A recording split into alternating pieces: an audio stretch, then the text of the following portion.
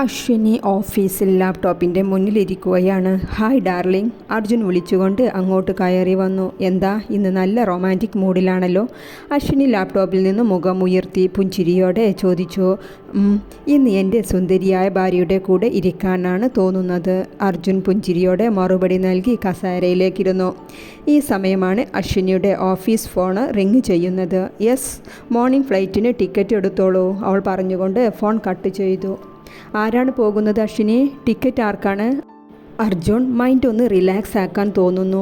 ഡാഡിയുടെ അടുത്തേക്ക് നാളെ മോർണിംഗിൽ പോവുകയാണ്. അതെന്താ അശ്വിനി യാത്രയെക്കുറിച്ച് എന്നോട് സൂചിക്കുക പോലും ചെയ്യാതെ?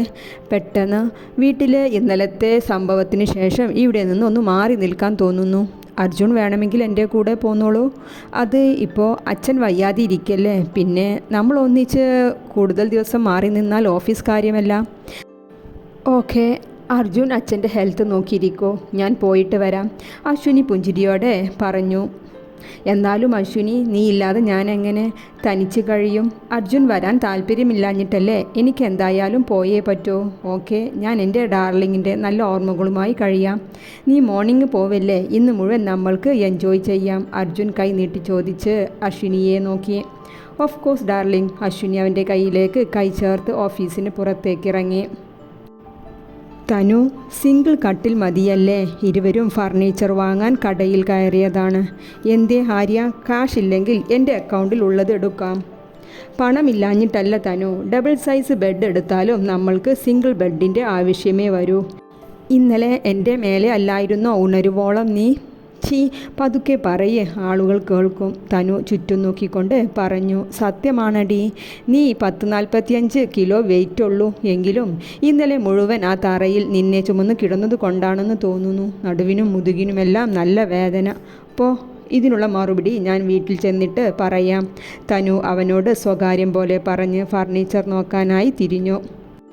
3 ചെയറും അതിനുള്ള ടേബിളും ഒരു ഡബിൾ സൈസ് കട്ടിലും ബെഡും പിന്നെ ഒരു സ്റ്റൗവും മിക്സിയും വാങ്ങി വീട്ടിലേക്ക് തിരിച്ചു. വീട്ടിലെത്തിയതും ആര്യ, അമ്മയുടെ ഫോണ്. എന്താ പറയുക? നീ ഫോൺ എടുക്ക് തനു. ഹലോ മോളെ, എത്ര വിളിച്ചു നിന്നെ, എന്താ ഫോൺ എടുക്കാത്തത്? തൻവി ഫോൺ എടുത്തതും ജയ വെപ്രാളത്തോടെ ചോദിക്കുകയാണ്. അമ്മ കുറച്ച് തിരക്കിലായിരുന്നു. നീ ഇന്ന് കോളേജിൽ പോയില്ലേ? ഇല്ല അമ്മ, 2 ദിവസം ലീവ് എടുത്തു. ഫൈനൽ എക്സാം അല്ലേ തനു, അടുത്ത ആഴ്ച. ഈ സമയം എന്തിനാ നീ ലീവ് എടുത്തേ? അത് അമ്മ, കുറച്ച് പ്രശ്നമുണ്ടായി. എന്ത് പ്രശ്നം തനു, നീ തെളിച്ചു പറയേ. 2 ദിവസമായിട്ട് എൻ്റെ മനസ്സിനും വല്ലാതെ അസ്വസ്ഥത ഉണ്ടായിരുന്നു. എന്താണ് കാര്യം തനു? അമ്മ ടെൻഷൻ ആവാതെ, ഞങ്ങൾ വീട്ടിൽ വരാം, നേരിട്ടെല്ലാം പറയാം. ഞാൻ കാത്തിരിക്കും ട്ടോ, വൈകാതെ വരൂ രണ്ടാളും. ഓക്കെ അമ്മ. തനു ഫോൺ കട്ട് ചെയ്ത് ആര്യയെ നോക്കി. ആൾ വലിയ ചിന്തയിലാണ്. ഈ കാട്ടിക്കൂട്ടലെല്ലാം തന്നെ രണ്ടുപേരും പരസ്പരം സങ്കടത്തിൽ ആകാതിരിക്കാനുള്ള അഭിനയമാണെന്നും ഇരുവർക്കും അറിയാം. എന്തേ ആര്യ? ഒന്നുമില്ല തനു, അവൻ തലയിളക്കിക്കൊണ്ട് പറഞ്ഞു. തനു അവൻ്റെ അടുത്തേക്കിരുന്നു. ഞാൻ താന്തോന്നിയായി നടന്നതുകൊണ്ടാകും അല്ലേ ഞാൻ മോഷ്ടിച്ച് എന്ന് ആ സ്ത്രീ പറഞ്ഞപ്പോൾ അച്ഛനും അമ്മയും അത് വിശ്വസിച്ചത്? എൻ്റെ കയ്യിൽ പണമുണ്ടെങ്കിൽ, വലിയ ജോലിയുണ്ടെങ്കിൽ ഒരു പക്ഷേ അവർ എതിർക്കുമായിരിക്കും അല്ലേ തനു? ഇത്രയേ ഉള്ളൂ തനു ബന്ധങ്ങൾ. അച്ഛനായാലും അമ്മയായാലും കൂടപ്പിറപ്പായാലും പണത്തിൻ്റെ മുന്നിൽ ഒരു ബന്ധത്തിനും ദൃഢതയില്ല. ആര്യ കണ്ണുകൾ ഷോൾഡറിൽ തുടച്ച് വേഗം അവിടെ നിന്നും പോയി. തനു ഒന്നും പറയാതെ കണ്ണുകൾ നിറച്ച് അവനെ പോയ വഴി നോക്കി നിന്നു. ആര്യ ബാൽക്കണിയിൽ പുറത്തേക്ക് നോക്കി നിൽക്കുകയാണ്. തനു അവൻ്റെ അടുത്തേക്ക് വന്നു. എന്തിനാണ് ആര്യ നീ ഇങ്ങനെ വിഷമിക്കുന്നത്? എല്ലാം ശരിയാകും. ഒരിക്കൽ നിന്നെ തള്ളി പറഞ്ഞവർ തന്നെ നിന്നെ കൈപിടിച്ച് ചേർത്ത് നിർത്തും. ഇങ്ങനെ സങ്കടപ്പെടല്ലേ തനു, ഞാൻ കാരണമല്ലേ നിന്നെ കൂടി അവർ അപമാനിച്ചത്? 5 പൈസക്ക് പോലും വിലയില്ലാത്ത എൻ്റെ ഭാര്യ പദവിയല്ലേ നിൻ്റെ അഭിമാനം കൂടി നഷ്ടപ്പെടുത്തിയത് തനു? എന്നെ അവർ എന്തു പറഞ്ഞാലും എനിക്ക് കുഴപ്പമില്ലായിരുന്നു. പക്ഷേ നിന്നെ വേദനിപ്പിച്ചത് അത് എനിക്ക് സഹിക്കില്ല. നേടണം തനു, ആവശ്യത്തിലധികം പണം നേടണം, പദവി നേടണം. എല്ലാം നേടിയ ആര്യയുടെ പത്നിയായി എൻ്റെ തനുവിനെ ഞാൻ അവരുടെ മുന്നിൽ കൊണ്ടു നിർത്തും. ആര്യ, എനിക്ക് പണവും പദവിയും ഒന്നും വേണ്ട. എനിക്ക് എൻ്റെ ആ പഴയ ആര്യയെ വേണം. എല്ലാം തമാശയായി കരുതി എന്നെ ചിരിപ്പിച്ച, എന്നെ പ്രണയം എന്താണെന്ന് അറിയിച്ച എൻ്റെ ആര്യയെ വേണം. ഇങ്ങനെ സെൻറ്റിമെൻ്റലായ ആര്യയെ എനിക്ക് വേണ്ട. അവൾ അവൻ്റെ നെഞ്ചിലേക്ക് ചേർന്ന് നിന്നുകൊണ്ട് പറഞ്ഞു, വാ ആര്യ, നമ്മുടെ പുതിയ കിച്ചണിൽ എൻ്റെ ആര്യയുടെ പ്രിയ പത്നി ഉണ്ടാക്കിയ ഡിന്നർ കഴിക്കാം. വാ കഴിക്കാം. ആര്യ അവളെയും ചേർത്ത് പിടിച്ച് ഡൈനിങ് ടേബിളിൻ്റെ അടുത്തേക്ക് നടന്നു. ഇതെന്താ ഒരു പ്ലേറ്റ്, നീ വായിൽ താനു പറഞ്ഞുകൊണ്ട് അവളുടെ വായ തുറന്നു. ഓക്കെ. അവൻ ചപ്പാത്തി കറിയിൽ മുക്കി അവളുടെ വായിലേക്ക് നൽകി. തനുവും ചപ്പാത്തിയിൽ കറി മുക്കി അവനും നൽകി. ഇരുവരും പരസ്പരം ഊട്ടി വയറ് നിറയെ കഴിച്ചു. ആര്യ, നാളെ കോളേജിൽ പോകണം, എക്സാം ആണ് അടുത്ത ആഴ്ച. ഓക്കെ, എന്നാൽ എന്നെയും നേരത്തെ വിളിക്ക്, ജോലി സ്റ്റാർട്ട് ചെയ്യണം. പാത്രമെല്ലാം രണ്ടുപേരും കൂടെ കഴുകി ഒതുക്കി വെച്ചു. നിങ്ങളിങ്ങനെ ഭക്ഷണം കഴിക്കാതെ മരുന്ന് സമയത്തിന് കഴിക്കാതെ ആരെ തോൽപ്പിക്കാൻ നടക്കുക? സാവിത്രി ചന്ദ്രൻ്റെ ചടഞ്ഞു കൂടിയ ഇരുത്തം കണ്ട് കലിതുള്ളി വന്നതാണ്. സാവിത്രി, നീ കാരണമാണ്. നിനക്ക് എന്ത് ആവശ്യമുണ്ടായിരുന്നു ആ പണം വാങ്ങിവെക്കാൻ? ആ പണം വീട്ടിൽ നിന്ന് കിട്ടിയത് കൊണ്ടല്ലേ? അല്ലെങ്കിൽ അശ്വിനി പോലീസിനെ വിളിച്ച് ആകെ നാണക്കേടാകുമായിരുന്നല്ലോ. ഇത്ര വലിയ സംഖ്യ നമ്മൾ എവിടെ നിന്നും കൊടുക്കുമായിരുന്നു? സാവിത്രി, അല്ലേ, കുറ്റം ചെയ്തത് ആര്യ, പഴി മുഴുവൻ എനിക്കും. അശ്വിനി മോൾ നിങ്ങൾക്ക് വേണ്ടിയാണ് ലക്ഷങ്ങൾ മുടക്കിയത്, നിങ്ങളുടെ ചികിത്സൻ്റെ ചിലവിന് വേണ്ടി. എനിക്ക് വേണ്ടി ഞാൻ നായാ പൈസ അവളുടെ കയ്യിൽ നിന്നും വാങ്ങിയിട്ടില്ല. വണ്ടിയും വീട്ടിലേക്കും മറ്റു സാധനങ്ങളും എല്ലാം എനിക്കൊറ്റയ്ക്ക് അനുഭവിക്കാൻ വേണ്ടിയുള്ളതല്ല. അത് നിങ്ങൾ മനസ്സിലാക്ക്.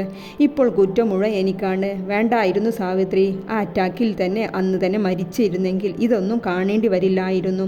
സാവിത്രിയുടെ കുത്തുവാക്കുകൾ കേട്ടതും ചന്ദ്രൻ സങ്കടത്തോടെ പറഞ്ഞുപോയി. നിങ്ങൾ എന്തൊക്കെയാണ് ചന്ദ്രേട്ട ഈ പറയുന്നത്? ഞാൻ അപ്പോഴത്തെ ദേഷ്യത്തിൽ പറഞ്ഞതല്ലേ? സാവിത്രിക്കും സങ്കടമായി പോയി അയാളുടെ കണ്ണുകൾ നിറഞ്ഞപ്പോൾ.